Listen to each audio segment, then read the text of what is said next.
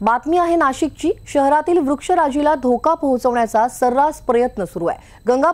गंगापूर रोडवरच्या जुन्या गोदा पार्क मधील वृक्षराजींपैकी निलगिरीसह बांबू, अशोक या प्रजातींच्या एकूण 83 झाडांचे बुंधे अज्ञात इसमांनी जाळल्याचा धक्कादायक प्रकार समोर आलाय।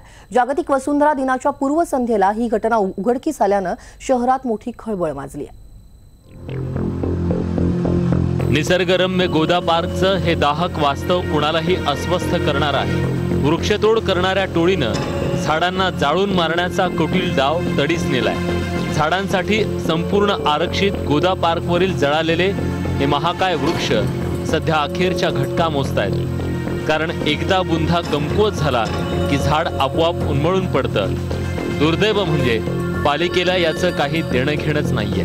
गोदावरी नदीच्या तीरावर असलेला हाच गोदा पार्क प्रत्येक नागरिकासाठी, नाशिककरांसाठी अत्यंत महत्त्वाचा आणि आनंदाचा आहे। सर्वदूर बाजूला असलेली शेकडो वर्षांची वृक्षराजी आणि याच ठिकाणी फिरणारा प्रत्येक नाशिककर, त्यामुळे या जागेचं महात्म्य काही वेगळंच आहे।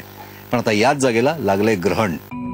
गोदा पार्कच्या याच परिसरात बांबू, निलगिरी, अशोक, कडुनिंब, कदम अशा विविध प्रजातींचे डौलदार वृक्ष आहेत। याच झाडांच्या बुंध्यांना अज्ञात लोकांनी आग लावली आणि झाडावरच्या शेकडो वटवाघळांना आपलं घर सोडावं लागलं। बांबूच्या झाडांचा तर अक्षरशः कोळसा झालाय। जवळपास 40 ते 80 फूट उंचीची याच ठिकाणी असलेली झाडं ही आतापर्यंत या जागेचं वैभव मानली जायची। याच्यामध्ये अशोक, निलगिरी आणि बांबूच्या झाडांचं वैभव हे काही वेगळंच होतं। पण पहा काय परिस्थिती आहे, अक्षरशः कोळसा झालेला आहे, जळून खाक झालेली ही बांबूची झाडं। या उंच हिरव्यागार वृक्षांची कत्तल करणं अवघड असल्यानं झाडांना कमकुवत करण्यासाठी तस्करांकडून बुंधे पेटवण्याचं षडयंत्र विनासायास तडीस नेलं जात आहे। पण यात पालिकेचा उद्यान विभाग काहीच करत नसल्यानं ही मिलीभगत तर नाही ना, असा सवालही विचारला जातोय। एक झाड लागवायला, एक झाड जगवायला किती वर्ष आणि किती कष्ट लागतात हेही त्यांना कळत नाही का?